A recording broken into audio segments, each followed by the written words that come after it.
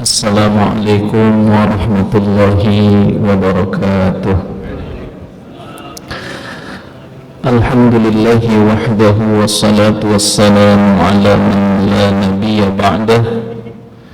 Sallallahu ta'ala alaihi wa ala alihi wa sahbihi wa mawalah amma ba'd. Qala ta'ala fi kitabihil karim وهو أصدق القائلين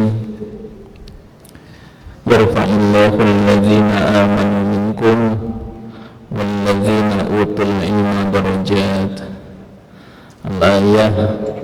وقال النبي صلى الله عليه وسلم من سلك طريقا يلتمس فيه علما سهل الله له به طريقا إلى الجنة أو كما قال رسول الله sallallahu alaihi wasallam. Alhamdulillah, hadratul mukarramin wal mukarramat al muhtaramin wal muhtaramat, bapak-bapak, ibu-ibu jamaah Masjid Raya Puri Teluk Jambe rahimakumullah. Kembali kita bisa hadir di tempat ini, bermuajah, bertatap muka, melaksanakan salat maghrib dengan berjamaah, dilanjutkan duduk i'tikaf dengan niat thalabul ilmi. Mudah-mudahan ini menjadi amal salih yang diterima oleh Allah Subhanahu wa taala. Amin ya rabbal alamin.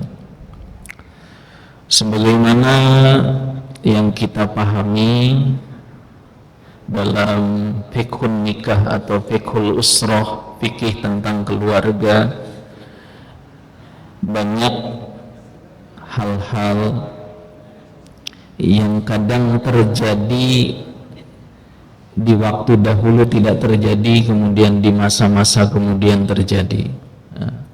Yang tentunya itu semua memerlukan penyikapan dari para alim ulama, ya. Contoh misalkan, ya, di zaman dahulu itu wanita, ya, tidak bepergian kecuali dengan mahramnya, ya.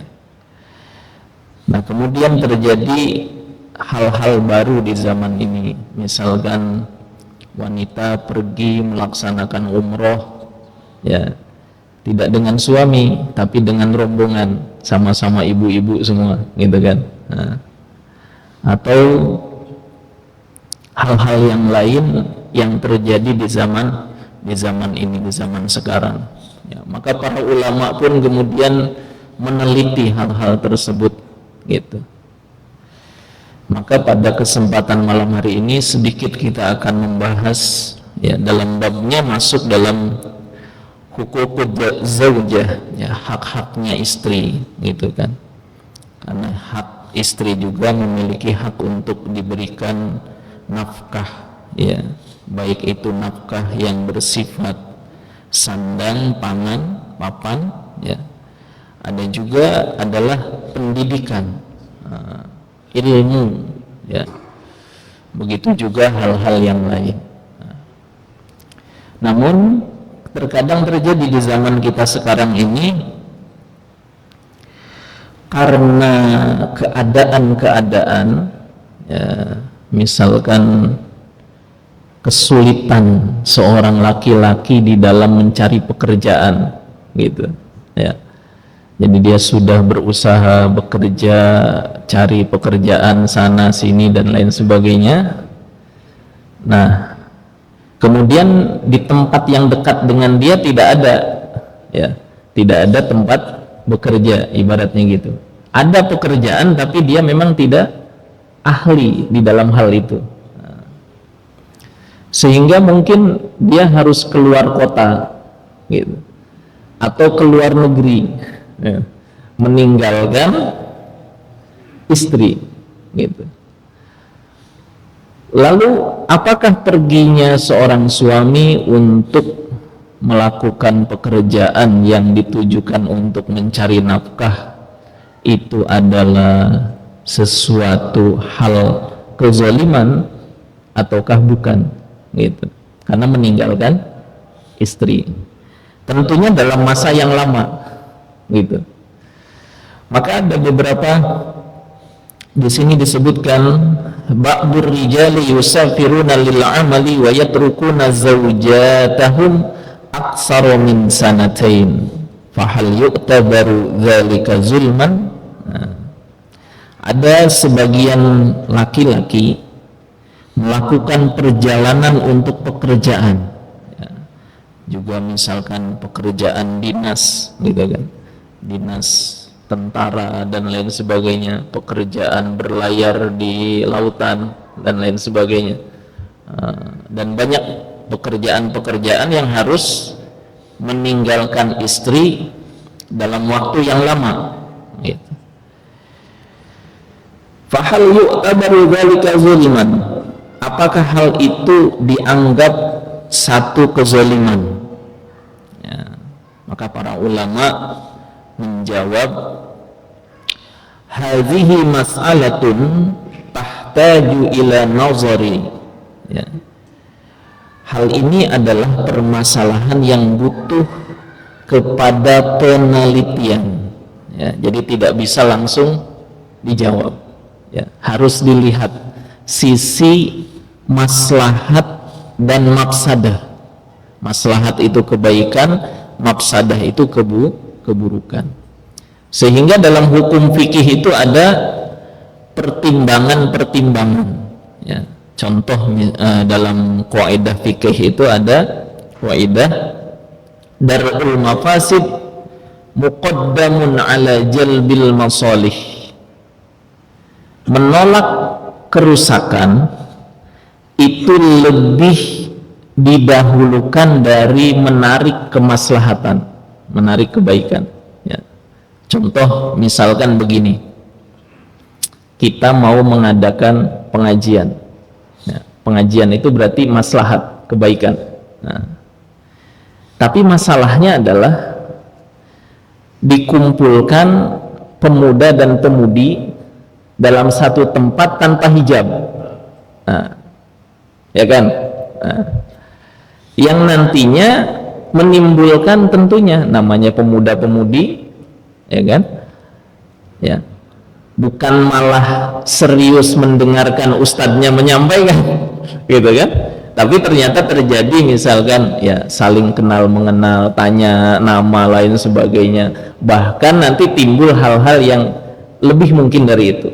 Nah, ya kalau pengajiannya itu maslahat, nah, terus ditimbang antara maslahatnya dengan mafsadahnya, kira-kira mana yang lebih banyak. Ternyata mafsadah yang lebih banyak ditimbulkan, misalkan kerusakannya. Nah, maka berarti walaupun pengajiannya itu maslahat, maka karena mafsadahnya lebih banyak, mafsadah itulah yang ditutup supaya tidak ada, ya. Dengan apa? Ya tadi, tidak diadakan pengajian yang model seperti itu. Kalau mau diadakan bagaimana? Nah, berarti harus ada apa? Ada hijabnya, ada penghalangnya, sehingga tidak ada ikhtilat atau campur baur, gitu. Nah, itulah namanya kaidah fikih darul mafasid muqaddamun ala jalbil masalih. Nah, itu salah satu contoh. Nah, maka dalam hal ini perlu pertimbangan, perlu penelitian. At-tagharrubu lil amali la yahlu min ahwalin. Pergi jauh untuk bekerja itu tidak lepas dari beberapa keadaan. Tidak lepas dari beberapa keadaan. Al-halatul ula, keadaan yang pertama, ayyakuna az-zawju yaghlibu ala dhannihi wa yaghlibu ala dhanni az-zawjati annaha sataqa'u fil harami in ghaba anha zawjuha. Keadaan pertama, apabila sangkaan yang paling kuat, baik itu dalam diri istri dan dalam diri suami, kalau suami pergi jauh, ya kedua-duanya ada sangkaan bisa-bisa nanti terjadi hal yang haram. Ya, mohon maaf. Iya, apalagi di zaman sekarang, ya kan, zaman media sosial, ya, suami kerjanya di luar kota, pulangnya sebulan sekali, istri di rumah punya anaknya misalkan nangis, anaknya sakit, macam-macam, nggak bisa curhat sama suami. Akhirnya ada orang yang pura-pura peduli, lelaki lain, teman sekolahnya dulu misalkan, akhirnya curhat di media sosial. Terjadilah ternyata misalkan hal-hal yang diharamkan. Maka kalau ada kemungkinan terjadi seperti itu, fahina idzin la yajuzu lizauj ayyatagharraba, maka ketika itu nggak boleh bagi suami meninggalkan istrinya walaupun tujuannya untuk pekerja. Kenapa? Mafsadahnya lebih besar, gitu ya. Itu yang pertama. Wa yukhayyaru baina amrayn, dan dia harus memilih di antara dua perkara. Baina ayyabqa ma'a zawjihi bima qasamallah wa ma kataballahu lahu min rizqin wa yahfazu arduha, wa baina ayyusarrihaha bi ihsanin. Jadi kalau misalkan seperti itu, ditinggal lama 2 tahun, suaminya pergi berlayar misalkan, terus ada kemungkinan nanti terjadi hal-hal yang haram, maka ada 2 pilihan, ya, ada 2 pilihan. Pilihan pertama, ayyabqa ma'a zawjihi, ya, bima qasamallahu wa ma kataballahu lahu min rizqin. Jadi si suami nggak pergi, terus bertahan dan mencari jalan rizki yang lain, dan yakin bahwasanya rizkinya juga akan diberikan oleh Allah Subhanahu wa ta'ala dengan jalan yang lain. Wa yahfazu arduha, dan si suami itu menjaga istrinya, gitu ya, harus bersama, ya. Yang kedua, kalau suami tetap mau pergi, gitu ya, maka wa baina ayyusarrihaha bi ihsanin, si suami menyerahkan, ibaratnya mentalak istrinya, diserahkan kepada keluarganya, tentu dengan cara yang baik, gitu ya, dengan cara yang baik. Li'annal asbaba akhizatun hukma ma tubdi ilaihi min nata'ij, karena sebab-sebab itu akan menjadi hukum yang timbul mendapatkan hasil-hasil yang didapatkan tadi, gitu ya. Jadi kalau ya, kalau nggak ada suami, nanti akhirnya wanita itu terjerumus ke dalam hal-hal yang haram, maka 2 pilihannya, suami tidak pergi, tetap bersama istrinya, atau menyerahkan istrinya dengan cara yang baik. Supaya apa? Ya tadi, istrinya statusnya jelas, gitu. berarti sudah apa? Bercerai. Nah, setelah bercerai masa iddahnya habis, dia bisa mencari apa? Suami yang lain, yang mungkin ya bisa untuk menjaga diri wanita tersebut gitu ya. Terus li'annal asbaba wal ghalib. Nah, falamma kana as-safar sayuqul mar'ah fil haram wal ghalib annaha sataqa'u fil haram. Ketika perjalanan itu menyebabkan wanita itu akan terjerumus ke dalam perkara yang haram, maka kebiasaannya ya wanita itu akan melakukan hal yang haram. Falaisa lirrajuli ayyatasabbaba fi wuqu'i zawjatihi fil haram fahadha laysun min syara'illah li'anna Allah la ya'muru biharamin wa la ya'zanu biharamin. Maka tidak boleh bagi seorang laki-laki menyebabkan istrinya terjatuh ke dalam hal yang haram. Karena apa? Karena Allah tidak memerintahkan perkara yang haram dan tidak mengizinkan perkara yang haram. Walidzalika idza kana safaruhu sayuqa'uha fil haram wal ghaliba ala dhannihi annaha sataqa'u fil haram au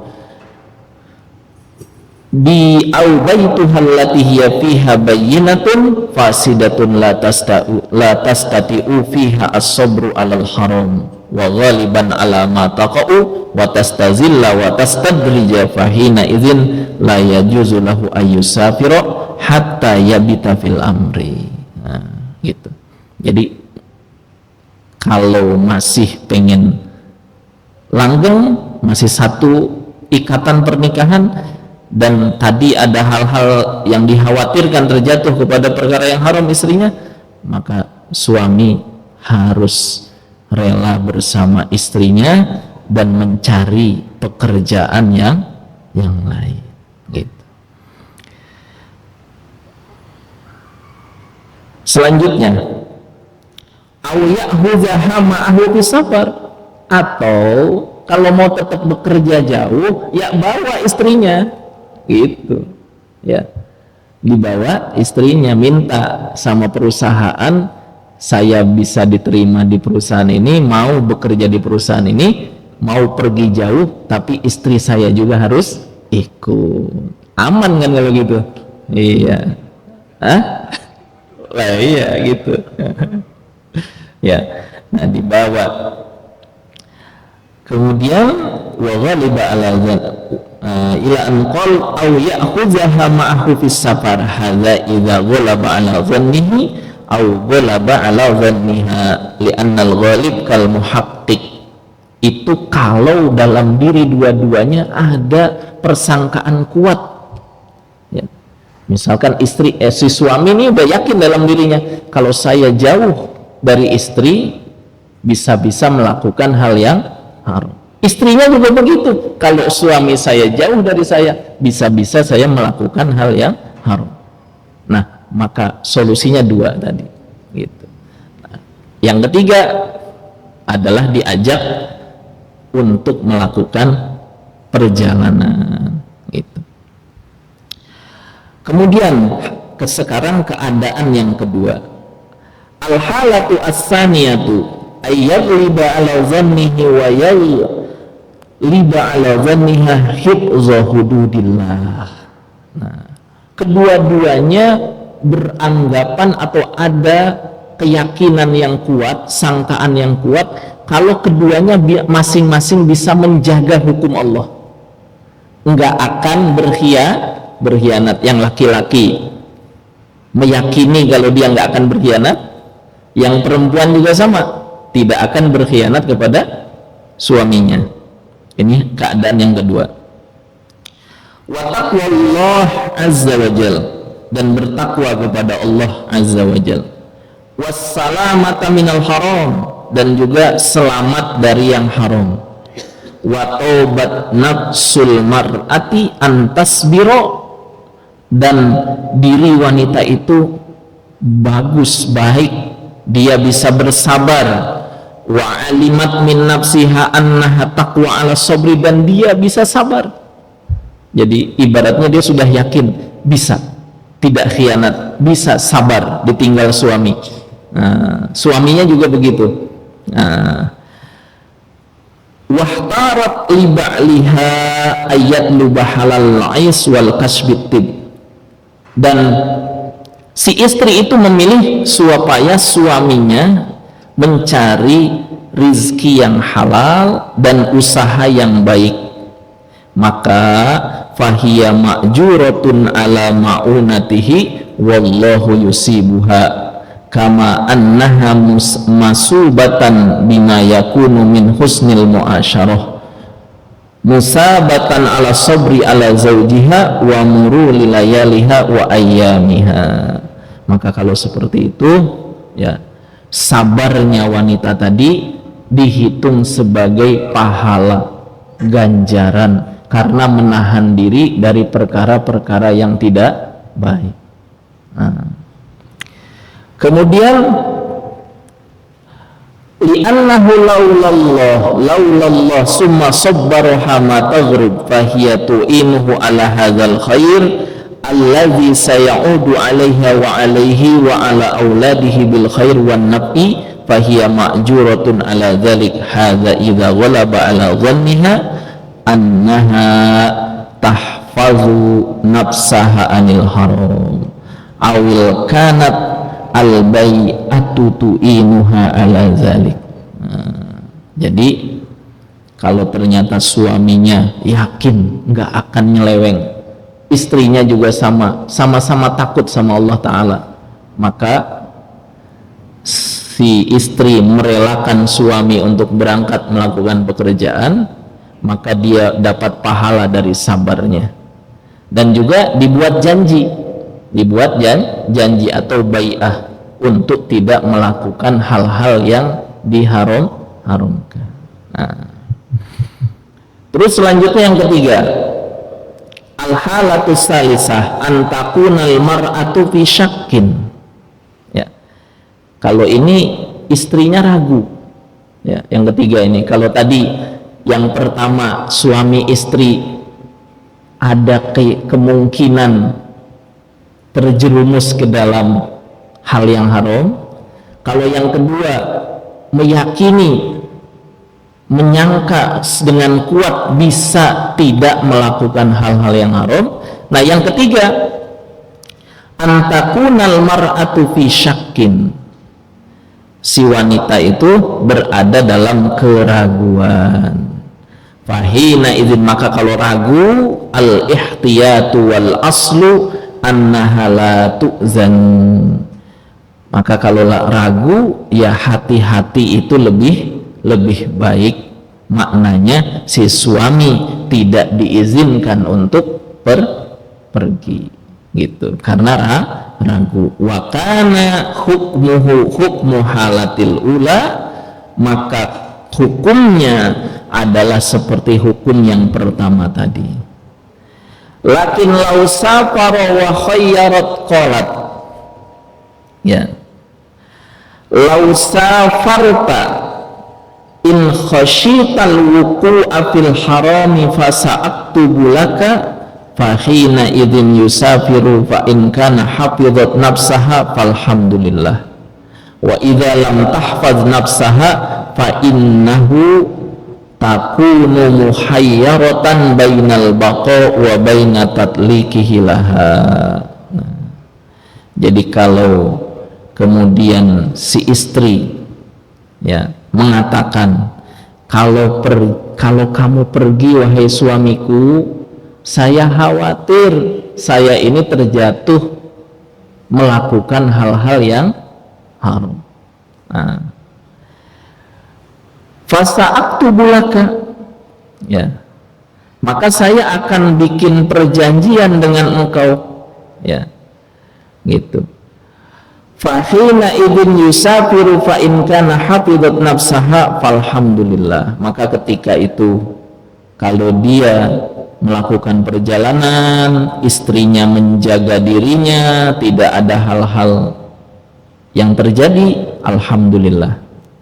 Wa idza lam tahfaz nafsaha, maka kalau si istri nggak bisa menjaga dirinya, fa innaha takunu muhayyaratan bainal biqa wa baina tatliqihi, maka pilihan bagi suami adalah tetap menjadikannya istri atau mentalaknya, ya. Wal ulama'u yunassuna ala annahuma idza istalaha wattafaqa wa radiyat tarafani la haraja. Dan ulama itu memberikan ketetapan bahwasanya keduanya itu kalau sudah sepakat, ridho, ya. Jadi gini kan sering terjadi nih, ada kejadian misalkan seorang istri ditinggal beberapa bulan, beberapa tahun misalkan. Nah terus ada yang nanya, itu jatuh nggak talaknya, gitu kan? Jatuh tidak talaknya. Nah, sementara misalkan tidak diberikan nafkah, ya, tidak diberikan nafkah makanannya, sandangnya, pangannya misalkan.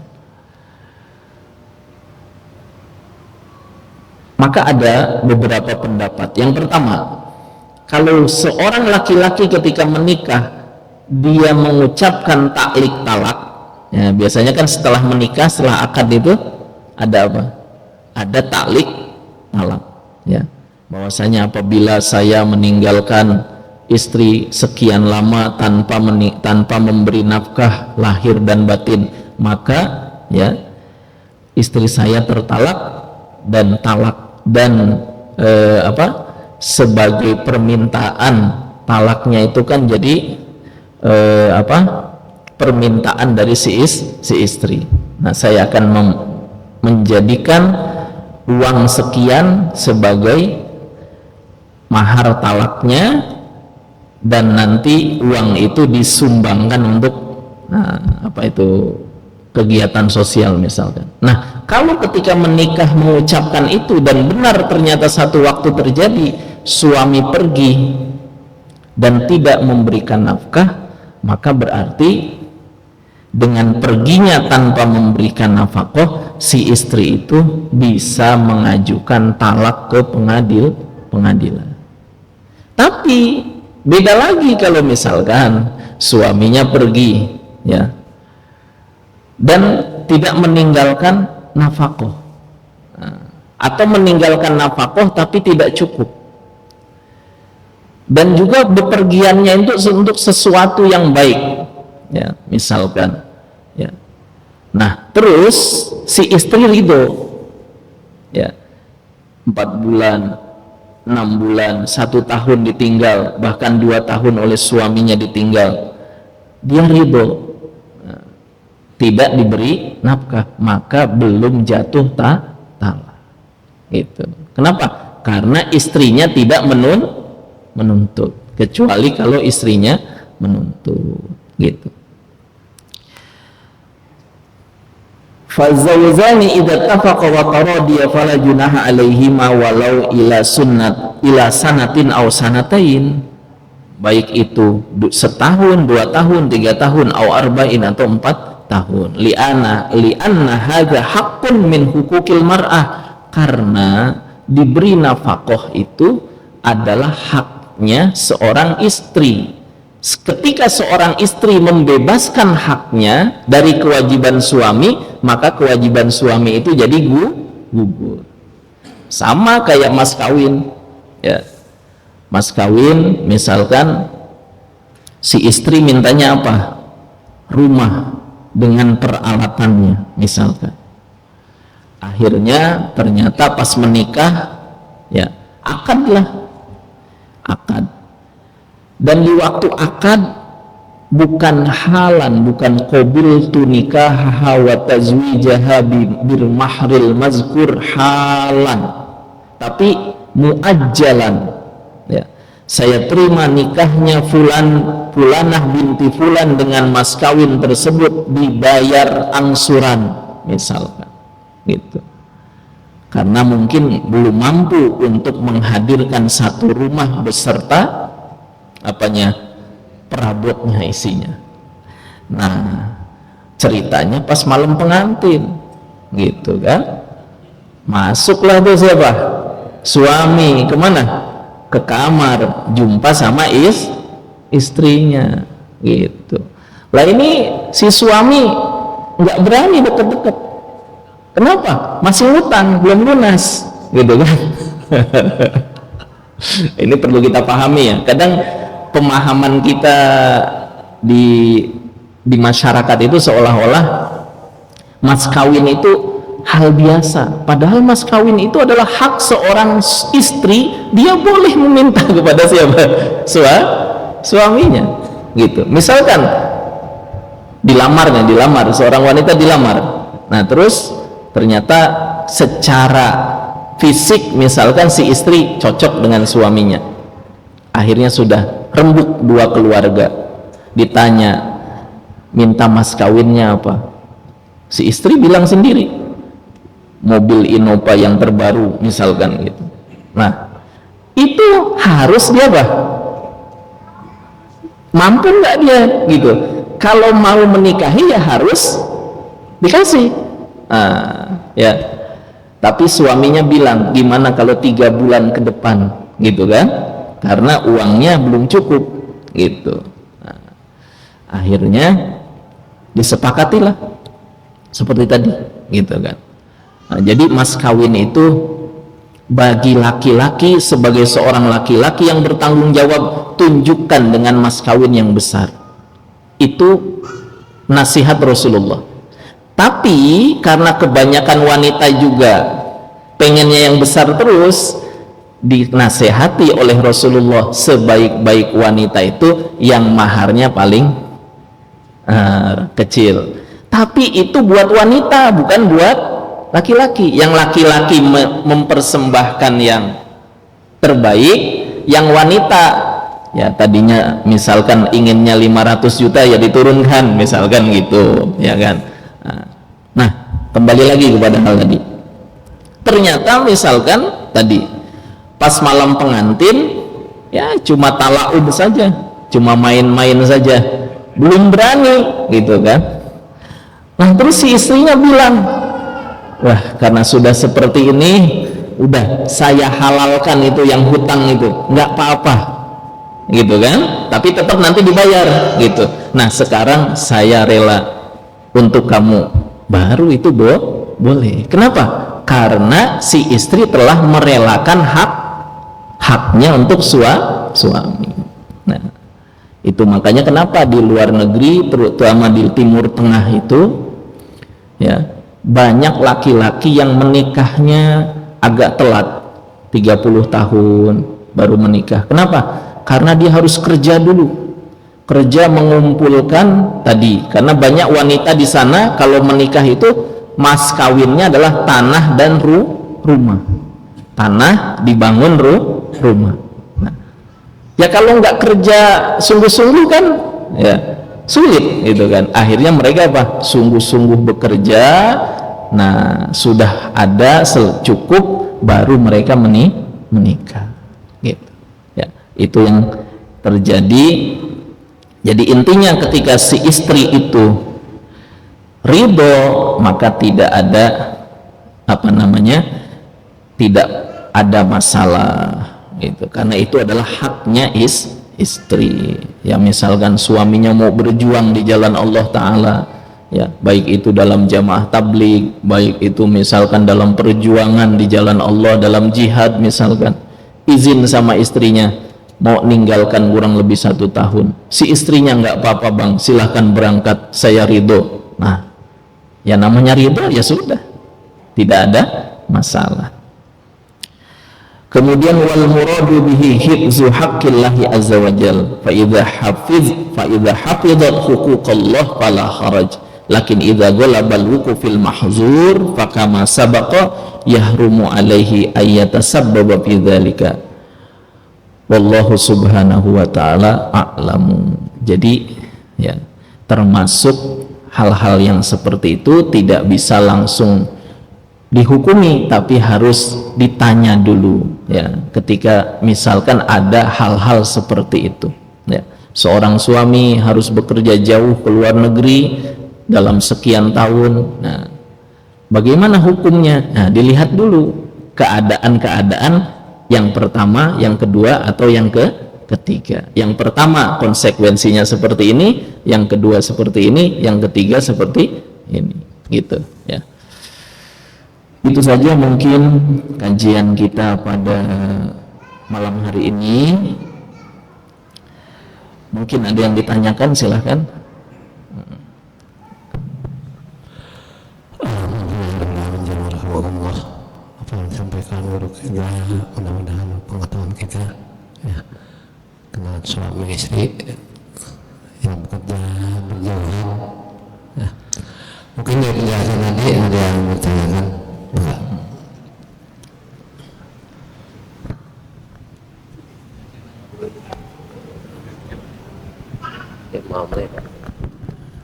Bismillahirrahmanirrahim. Assalamualaikum warahmatullahi wabarakatuh. Waalaikumsalam. Bertanya Pak Ustaz, tadi itu laki-laki kan memang wajib memberikan nafkah kepada sang istri, baik. Tetapi apabila pekerjaan itu jauh, bahkan mungkin S3 setor seminggu sekali, sebulan sekali, atau mungkin tahunan, Iya. itu ada beberapa pilihan. Nah, sekarang yang terjadi itu kan sebaliknya, istrinya pergi kerja, apakah itu ke Malaysia atau ke Arab Saudi dengan waktu yang cukup lama, bertahun-tahun. Ini suaminya di rumah. Ini bagaimana? Apakah itu juga ada pertimbangan seperti itu? Sementara istri itu kan tidak wajib mencari nafkah untuk keluarga. Terima kasih. Assalamualaikum warahmatullahi wabarakatuh. Waalaikumsalam warahmatullahi wabarakatuh. Ya. Jadi dari zaman dulu juga sebetulnya yang meninggalkan itu adalah suami. Jadi yang bekerja itu ya dari zaman dulu apa? Suami. Istri itu diberikan nafkah. Kecuali misalkan ada keadaan sangat darurat. Misalkan si suaminya sakit parah, sementara si istri harus bekerja untuk meringankan beban suami dan juga menafkahi anak-anaknya, dan si istri lebih memilih untuk tetap bersatu ya. Karena di masa itu juga boleh dia memilih gitu kan, boleh memilih untuk bercerai misalkan gitu. Atau si suaminya karena sudah nggak mampu memberi nafkah karena keadaan sakit ya kan, itu pilihan untuk apa? Menyerahkannya dengan baik, atau misalkan si istri ternyata meridhoi keadaan suami.